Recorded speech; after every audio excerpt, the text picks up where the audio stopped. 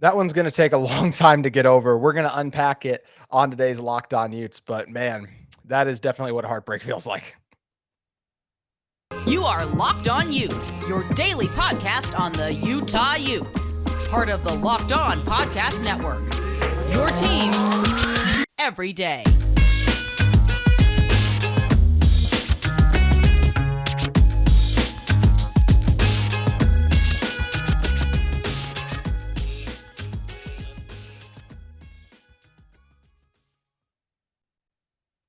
Hello, everyone. My name is JT Wistrcill, and thank you for making Locked On Utes your first listen every single day. Love interacting with you guys on social media at JT Wistrcill and at Locked On Utes. Also, make sure you guys subscribe to our channel. We all available on all platforms, including YouTube. And on today's show, we're going to be unpacking that just heartbreaking loss yesterday to Oregon. That really feels like, yes, Utah's still alive for the Pac-12 championship game, but just really felt like the official nail in the coffin to what was such a promising season for the Utes. And we're going to get into all that with friend of the show joining me, Dante Guardi. And man, Dante, just starting out with general game thoughts. That was just, as I said in the open, just such a heartbreaker. I mean, just so many ups and downs emotionally. You go into half, you're down 17-3, you're so deflated. And then that turnover by the Ducks on their first drive of the half when they put the backup quarterback in, whose name's escaping me off the top of my head right now, but then he makes that mistake. And then Karene scoops and scores. It's like, oh my gosh, we're still in this. And then the offense eventually has that drive where Jalen Dixon scores, and you're like, this is it, we got it. And then if you told me at halftime in the second half, our defense would only surrender 3 points, I'm like, we're going to win this. And especially if you tell me how many opportunities we would have in the fourth quarter, but Cam threw a really tough interception into double coverage. The other ones were tough. I give a lot of credit to the Ducks defensive line there for having active hands in those situations. Of course, I'd like those balls to be higher. I'd like the Utah offensive line to do a better job engaging a little bit there and not giving them those opportunities to sit back. But that's also just great players making plays and really bad luck for the Utes, which and sometimes luck's been on their side this season. A lot of times in this game, it wasn't. But then you get Cam missing. Dalton on the fourth down was devastating. And it's just a really tough way to lose a game when your defense gave you so many chances to win it. And offensively, you just come up short in the fourth quarter.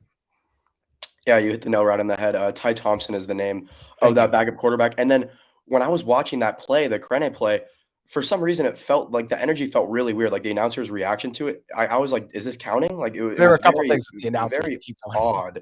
But obviously, like that was the whole momentum shift. Really emotional game. Lost my voice pretty heavily as a result. You lost it? Yeah. What's that? I said you ended up losing it? Yeah, no, I've been in shambles all day.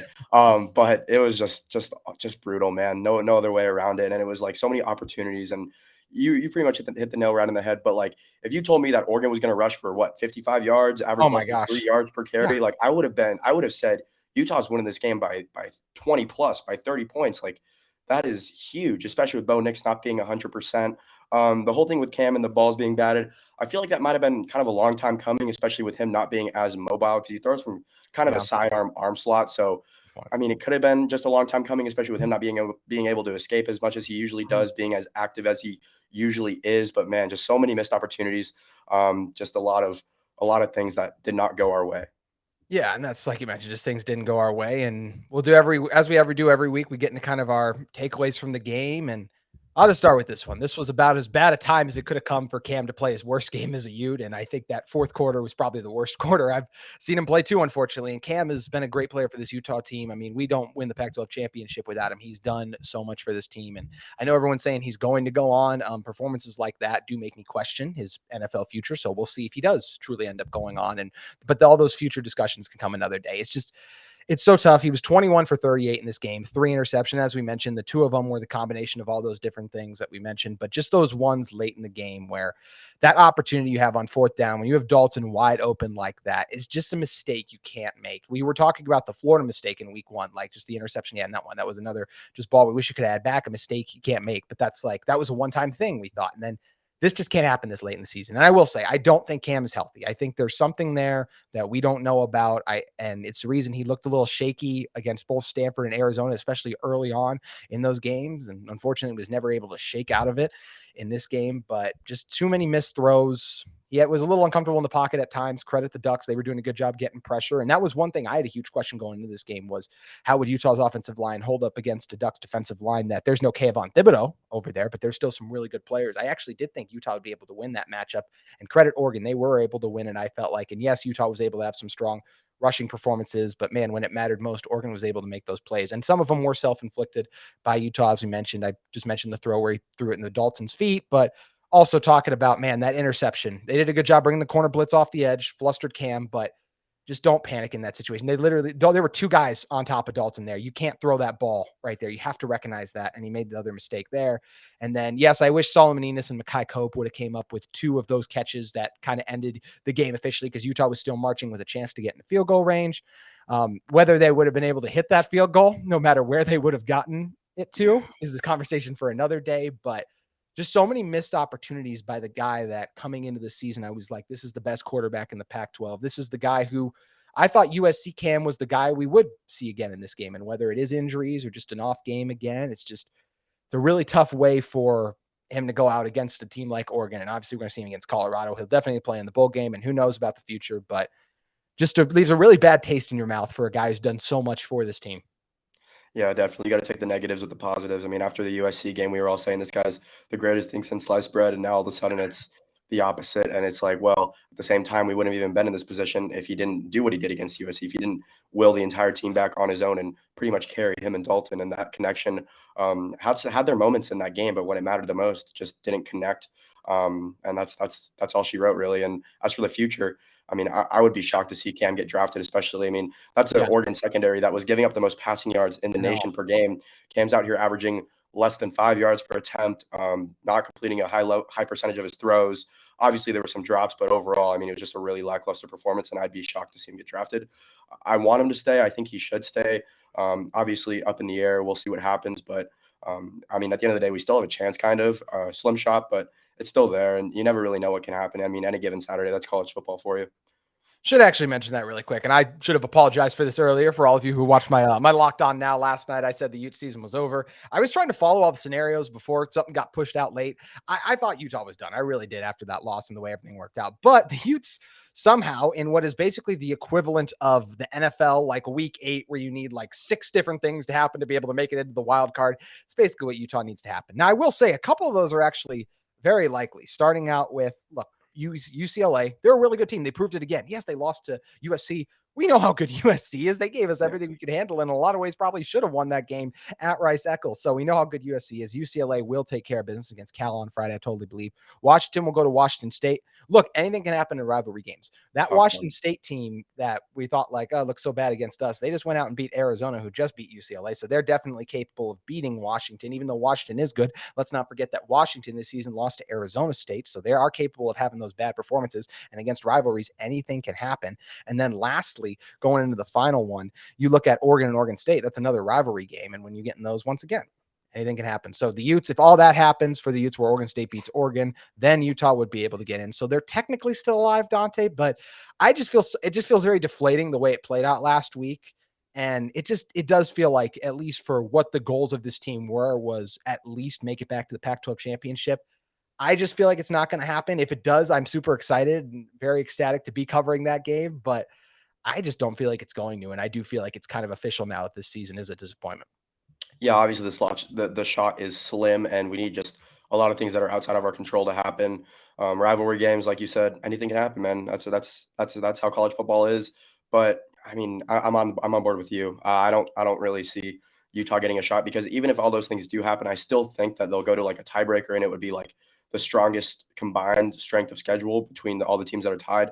So even at that point, it's still a question mark. Like Utah probably has the highest strength of schedule at the moment, but I mean, that could all change, you know? So it'll be interesting to see how it plays out. I'd be stoked if we were there. I'd be stoked if we went back to the Rose Bowl. But at this point, I'm kind of planning on us going to Vegas, but not for the Pac-12 championship game. Yeah, yeah, definitely starting to feel like we're heading for a Vegas Bowl. So it's going to be interesting to see how it all plays out the rest of the way. We're going to come back in a second and talk about a few more things in this game, including the offensive play calling, which I wasn't the biggest fan of, as I can imagine a number of you are, in a moment. But first, want to talk to you guys about SimpliSafe. Did you know over the holidays, property crimes like burglaries, package thefts spike nationally? That's why our friends at SimpliSafe Home Security are offering 50% of their award-winning security system so that more families can feel safe and secure this holiday season. Order your SimpliSafe system for half off today and enjoy advanced security and greater peace of mind during the holiday season.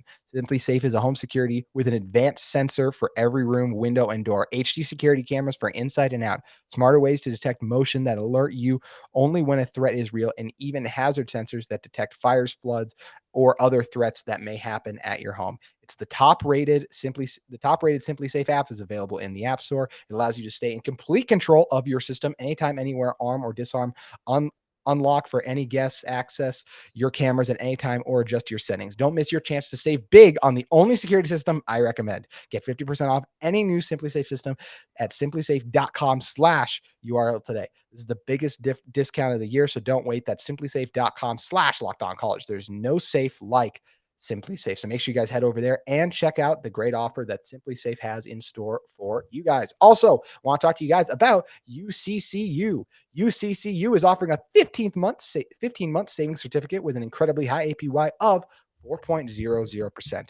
Guys, I hate to be the bearer of bad news, but as you know, those interest rates and inflation rates, they're both on the rise, as if we hadn't noticed. But UCCU is here to help. As I mentioned, that offer a 15-month savings certificate with an incredibly high APY of 4.00%. So make sure you guys head over to uccu.com to learn more and get a savings certificate today. Opening a savings certificate is super easy at UCCU. You can do it online, over the phone, or stop by any UCCU branch. But remember, this is an offer for limited time only, so you got to cash in on it now. It's an incredible opportunity for people to build your savings. So make sure you guys head over to uccu.com to learn more and get a savings certificate today. And it's a 15th month savings certificate with an incredibly high APY of 4.00%. UCCU, love where you bank. It's important to love where you bank, because I don't know about you guys, but I did not love a lot of the play calling yesterday from Andy Ludwig. And Andy Ludwig's a guy who helped Utah reach the Pac-12 championship last year, helped them win it, has done a lot of good things for this team. But I think in the offseason, he's going to have to tinker some things a little bit. I just didn't love, and I think Kyle Whittingham is part of this too. I just don't love trying to run it so many times on back-to-back downs, especially when after you're in 1st and 10 and you get a yard, you turn right back to the ground, because this is an Oregon team that barely gives up over 100 yards on the ground. And yes, Utah was able to have some rushing success, but especially earlier in the game, I felt like they put themselves in a lot of bad situations because they were so committed to the run. And yes, as we talked about, Cam, I don't think he was 100% healthy. I know Dalton wasn't 100% healthy. And he almost made another incredible sideline catch, I'll add as well. I thought he had 2 feet down just in live time, just because he did it last time. And then you could see on the replay, he was just short of making that grab. But man, it just feels like this Utah team, there's not as much creativity in the passing game. And it's something I would like to see more of in the offseason going forward. And I think part of that is you need a few more weapons. Solomon Enos was hampered by an injury, but hasn't been the guy we hoped for this season. Money Parks hasn't been able to do some of the things that we kind of hoped, like he'd have a couple moments and then come back. And it's the same thing with Jalen Dixon, just a couple moments. And I think some of that is on the game planning, and I think some of that is also on those players as well. So they go hand in hand. Same thing for Devon Vele in a couple of those situations. So it's tough, but yeah, I just feel like we have to tweak a few things if we're Utah to kind of go the way that some of these teams are advancing with their play calling, because I did feel like the game plan was a little too conservative, and I just didn't like trying to it. You mentioned earlier the Oregon secondary deficiencies, and just felt like we were not trying to really attack those, and instead just trying to impose our will and brand of football. And I think the smarter thing to do would have been to drop back more. Yeah, I mean, I agree, and I think with Andy, it's you look at the bigger games, I feel like he gets less creative in these bigger games, and he kinda simplifies the offense, whereas when Utah plays against, like, an Arizona or a Colorado, you were running a bunch of jet sweeps, getting guys out in Mhm. space, emphasizing their athleticism, whereas Yeah. this game is just, like, really cookie cutter, not really creative, and it just gets frustrating, and a lot of it was just a mix of miscommunications, just poor play, poor execution, and poor play calling. There were a couple times on, like, 3rd and medium, kinda 3rd and long, I think we went empty set, which I is one of the things that I absolutely hate. I cannot stand it Mhm. when offensive coordinators go empty set on 3rd and medium, 3rd and long, because the opponent's obviously bringing a blitz. Like, there's Yeah. no possible way around it, and the only thing that you can really do when they bring a blitz is hit your hot, and with your hot, you're only getting 4 or 5 yards. You're not So, getting the first down. It's just mind-boggling, just frustrating stuff. Like, I get that's what people used to do back in the day, but, like, this is the new era of football. Like, things have mhm. changed. You got to You got to adjust. get with the times. And then the play that keeps repeating in my head, it was early, not really on Andy. I mean, the money was open, and it was Cam airing it out and overthrowing. I think it was Dalton who was in double It was coverage on that. Devon, actually. Devon, yeah, on that Yeah. 4th and 3, and money's like right there at the sticks. Like, just give him the I, ball, man. And I'll Oh, it actually was say one thing, frustrating. Dante. I'm not 100% sure money comes up with that pass because if you look at where the DB is, he's right there too. So I actually think it would have been close. Money was undoubtedly the better of the options of the two. Yeah. He should have gone to money there, but I will say I think it would have been close if he makes the play because if you look at the DB, he's reading Cam's eyes and he does see he's trying to help on Devon a little bit because he sees Cam eyeing Devon the whole way. We know how much Cam locks in on Dalton and Devon too. So I personally feel like I just don't know if it would have been completed, but there's no doubt in my mind, to your point, that was definitely the better option than going deep, which we criticized Cam earlier. That's just another thing it also feels like he's going to have to work on is going into next season is getting more of these guys involved in the offense. It would have been interesting to see the kind of season Devon Vele would have had if Brant Keithy had stayed healthy. Yeah, I mean, with Brant out or with Brant in kind of, I think it opens up more opportunities for all these other guys because he was such a hard cover. Same with Dalton. And I mean, Devon is still having some good moments, but I mean, it would be interesting to see how that would happen. I think his like efficiency would go up, but I think the total production would be a little bit less just because Yeah. there aren't as many chances. But I think he'd create more big plays because there's less of an emphasis to guard him by defense coordinators. Because obviously you got Brant Keithy and Dalton McCade, arguably the best tight end duo in the entire country on that Utah So, yeah. offense. So pretty much uncoverable. Like you watch the Miami Dolphins, and Yeah. that team is uncoverable. I mean, it's very different. Obviously, they're Yeah. wide receiver heavy. Utah's got some tight ends, but similar type of thing. You got two guys Mismatch that are guys. elite at their position. It's just an obvious mismatch against whoever you Yep. play. Yeah, very true. No, 100%. It's different players, but they do the same thing. They're just Yeah, absolute game changers, and you got to know where they are at all times on the field. And Utah only has one of those guys right now, which is one of the unfortunate things. And it's the reason this team finds themselves in the position. I have one other takeaway we're going to get to in a second, but I'm going to slip another one in here just because I feel like it has to be talked about. But this Utah football team has to figure out their kicking situation. We cannot keep having these situations where in these big games, you have a kicker misses a 38-yarder. Just you drive down the field. It happened against USC where we got in field goal range and you miss a field goal. And these are so deflating and so hard to come back on. It's just really frustrating. It's something that's got to change going forward. And I don't know how you go about doing it, whether if you need to bring in a specific kicking coach, if you need to make a change at the special teams coordinator position, because there have been some issues at kickoff as well. But this is something that needs to be addressed more, and it's cost Utah opportunities to win games. I don't want to just go out and say it's straight up cost Utah games because there's far too many facets of a football game for me to go, that's the reason we lost a game. But I think you could overcome some of the issues we had. That's by Doc Thor, by the way, for everyone who just got up in the background, making a little bit of cameo in the video. But some of those issues might be covered up if it's like, oh, we turned the ball over there. Well, thankfully, Jaden hit that one really long kick. So we're good here. That's just something, a sentence we've never said this season. So it's got to change going forward. You've got to figure out this kicking situation. yeah, exactly. I mean, I was watching some ball earlier in the day, and it was watching the Michigan-Illinois game, and the stat that came up when the Michigan kicker made the game-winning field goal was like he was 40 of 41 or 39 of 40 on field Kickers can goals do that. within like 30 yards or something like that. I was like, dang, and they won the game, you know. And it's like if Jaden Redding was on Michigan, like they probably would have a loss right now. I mean, Yep. something like that. So just very frustrating the kicking situation is, and I mean, it's just time after time after time, and it keeps on becoming frustrating. Yeah. And I mean, Utah's playing high level opponents now. Like Mhm. these games are going to be close. You know, in the swamp. That's a close game. Florida gives everyone a tough out at home. At UCLA, I mean, obviously the kicking Still a wasn't really really a good huge football factor team, like to there. your point. But like all these really good teams that you're playing where you know it's going Yeah. to be a close game, you need your special teams to be on point. And you look at next year too. We start the season with Florida again, and then we got to go at Baylor. Those are two games that will likely go down to the wire. So I mean, they really need to figure it out and figure it out quick. We need to do that Alabama method and just start scheduling more Citadels, and then I think we'll be fine going forward. Who they pay Austin Pay this weekend or Yeah, whatever it was. I'm glad they could, SEC yeah, get a little schedule. break before, even though they're basically going to have one against Auburn next week. Sorry, Auburn fans, if you're listening. My boss is actually even an Auburn fan, so if you're listening, hi Zach. But we're going to come back in a second to this one, and I do want to give a lot of credit to the defense because of what they did, and we're going to talk about them in a moment. But first, I want to talk to you guys about our friends at Nissan. Our partners at Nissan have worked with us to create a new segment across the Locked On College Network titled "Thrilling Moments," where we highlight the most exciting plays from either a game or throughout history. And you know what? I will bring up one from this game. Originally, I was going to bring up Britton Covey's kick from last year because, punt return, that was just so incredible. But I'm going to talk about Clark Phillips, man. I mean, he just hadn't gotten an interception in so long because teams weren't targeting him. And for him to make that play in that moment and in an alternate reality, set Utah up to eventually go out and win that game, probably. It's just such a big play in that situation with everything on the line when your team absolutely needs a moment. And one of the best players on this Utah team. I mean, it feels like when Dalton's fully healthy, it's either him or Clark. Honestly, I might go with Clark for the very best just because we don't hear his name get called throughout the games because he's not targeted. He gave up one touchdown earlier in this one, but still, like even when he made that pick, I was like, man, they've barely even thrown at Clark this half because that's just how good he is. So I give so much credit to Clark Phillips, and I loved watching him make that play late because he's just one of those dudes. Yeah, I think Clark's the best player on this team. You look at the Pac-12 Mm, conference and the depth at the receiver position, like every single team has pretty much an elite wide receiver one with I know. Franklin on Oregon, Bobo on UCLA, Cowing on Arizona, obviously the Bolitnikoff winner and Jordan Addison.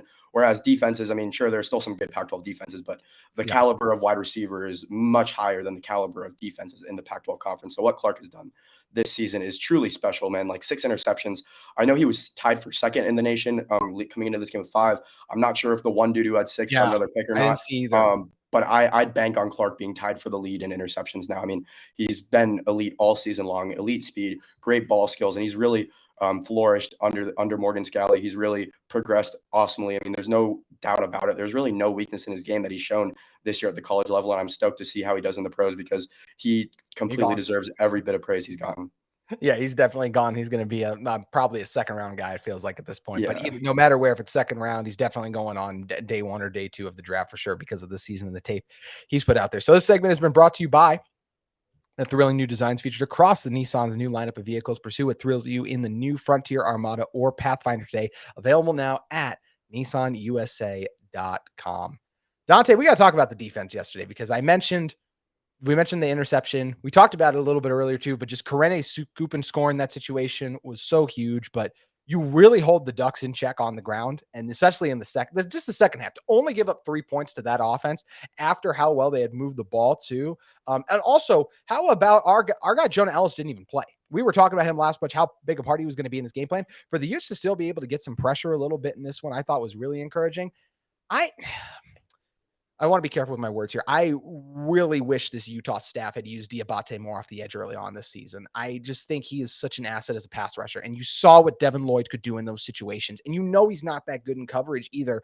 I don't get why it was like we had to force and try to make Miki Sugataraga or Connor O'Toole better pass rushers when you have a guy who's already capable of getting at the quarterback at the level. Because Diabate, man, he was getting in there a couple times and he never got a sack, but just putting some pressure on Bo, making him throw away. That speed is so hard to deal with. I wish he would have gotten in more throughout the season. But I mean, look at Gabe Reed leading Utah in tackles. Both the Reed brothers were awesome. This one, Cole left the game, but then comes out and still makes some plays. Samote Peppa had the big sack, and we just know what a beast he is too. So just so much credit to Morgan Scalley and this defense for especially the second half they had, because my gosh, what a masterful performance to hold that offense in check in a way they haven't been held in check all year. And I know Bo Nix wasn't right, and all the credit in the world for him to play in, but they still moved the ball in the first half, and they couldn't do that in the second. Yeah, Samote Peppa is a fantastic under the radar pick to make the all conference first team next season because I like that. as of late, he's been just fantastic against the run, against the pass, doing literally everything that he's being asked to do. And then with Mo Diabate, I'm not even gonna lie, like I hate to sound like a liar, but I mean early in the season, I expected him to play defensive end when he came to Utah Yeah. because I mean I was looking at the numbers and I was like, he is really dang good. And then you look at like Lander. I mean, if you look at Diabate's production at Florida against the run and coverage and stuff like that, like I don't really think they needed to use him there. I think if they made Lander like a full-time linebacker Yeah. and just have him and Karene out there, I don't think there would be a drop-off in production whatsoever, especially in coverage, especially against the run. And Mo Diabate is best utilized on the defensive end. Like his win rate last season was top 20 out of any linebacker in the nation. He was like top 20 in pressures as well. Like the pass rushing So he numbers was were what recruited to stuck Florida out. as, and then they moved him off ball last year, and then he wasn't good last year Yeah. either. So I thought we could turn him around a little bit, but it just feels like we made the same mistake they did because he did get beat a couple times yesterday, still in coverage. Definitely. I mean, he's a great athlete. He is really a Yes. great athlete. And he's got nice range. He can use his hands. I mean, he should be on the edge, especially when you have Jonah Ellis out, and the other guys are pretty inexperienced. Like Connor O'Toole, it's still his first year playing the I know. position, so I you know. can't be expecting him to get a pressure every 10 snaps because that's just not going to happen for a guy who's new to that spot. I mean, over the course of the next couple of years, sure, he can develop into a great pass rusher, but as for right now, it's just not there. It's not really his fault. It's just he's new to the position, and Yes. without Jonah, I mean, we're really lacking depth, especially without Van as well. So, I mean, the injuries just keep on piling and piling on, and we need to use our best athletes where they're going to be utilized the best. It's as simple as that, and I think that we didn't really do a great job of doing that yesterday. I'll even say on the season because it just once again happened where Look, we're not that at practice. So I don't know what happened with Jaron Kump. I don't know what happened with Falcon Kalmatule, why this team lost all faith in them to be right tackle. But I really like Michael Mokafisi. He's done a lot of good things. But man, it just feels like Satawa Lomea should be the starting right guard for this team. And one of those two tackles I mentioned should have started a tackle, because a big third down in that game was when Tavion got walloped, and it was Mokafisi who didn't come over to make the block. So just time and time again, we've talked about these guys coming over and playing new positions, and they have struggled. And I mean, Braden Daniels switched over to the opposite side, but he'd already been playing tackle, so I don't really count that one. We knew he could do that well. So that's just an issue this Utah team has had this year. And there's a number of things I'm going to be interested to see how this coaching staff evaluates, especially if they do lose their starting quarterback and have to do a lot of things creatively, because they're losing a lot of big names off this team. So it's going to be interesting to monitor and see how it all goes from there. But we mentioned what the defense could do. When we're talking about game balls for this one, I think if I was given one on offense, I would give one to Dalton, just because for playing out there as tough as he did, still made a number of big catches in this 1-2 and nearly came down with another monster one that really would have been a game changer. In terms of the offense, it's probably the only one I'm going to give out to the offensive side of the ball. So going to the defense, I mentioned the Reed brothers leading Utah in tackle, Karene making the huge play. Got to give one to Clark too for coming up with the big one. I mentioned Diabate as a pass rusher, Samote Peppa, even RJ Hubert had a couple of huge plays in this one. And as my dog Thor comes back into the shot here, and wants to exit that too. I guess he feels like he's a little shy. He doesn't like the spotlight in this one. But anyways, I just really give almost everyone on the defense to me deserved a game ball in this one. Maybe not JT Broughton, because he got beat that one time, but I mean, honestly, he got beat once and then we never heard his name called again because he was really good. Same thing with Zamaya Vaughn, got beat and then made a couple of huge plays too. So all the credit in the world to this Utah defense that put together the best second half of football they have put together this season. And it's unfortunate again that the offense squandered it. Yeah, for me, my game ball would simply be Clark. I mean, I don't really think Yeah. too much of an explanation is needed. I mean, he just played his butt off, really, and he's been doing it all year for us, playing at an extremely high level and coming up clutch in a moment like that where you really needed that type of play, and he did just that. I mean, and if that guy doesn't get his arm in front of his legs, I mean, he's probably going back for 7, and we're talking about Utah going to the Pac-12 championship game and possibly being a top 7 ranked team on Tuesday. So I know. as unfortunate as it is, that's just how the cookie crumbles. Clark had a hell of a game, and I mean, I really respect his effort. I really respect what he's done all year. So I mean, he's my game ball for sure.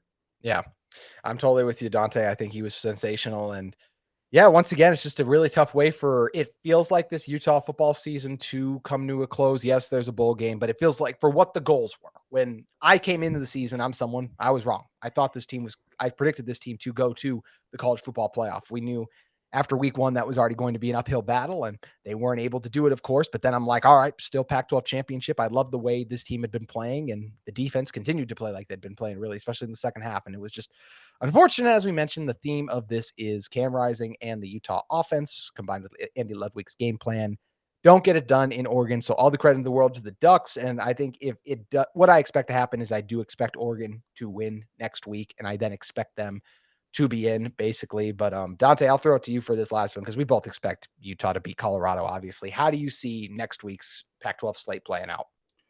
Yeah, so it's really, really tough. I'm not going to lie. After seeing what Washington State did to Arizona, I am a lot higher on them than I originally expected to be, especially their defense. I'm still not super impressed with Cameron Ward, and Washington will Yeah. probably get the win there.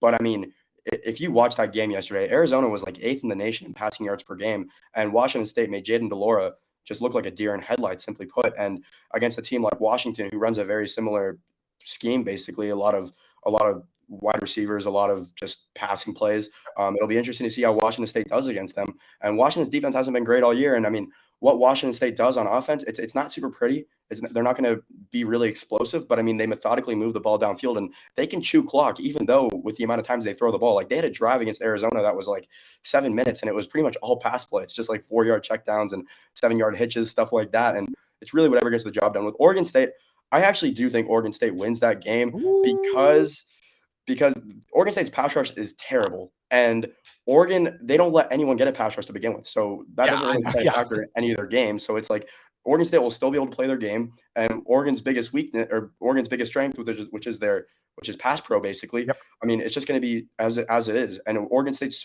literally so good at everything except for getting pressure. Quarterback position is a little shaky, but running back Damian Martinez has really come on lately.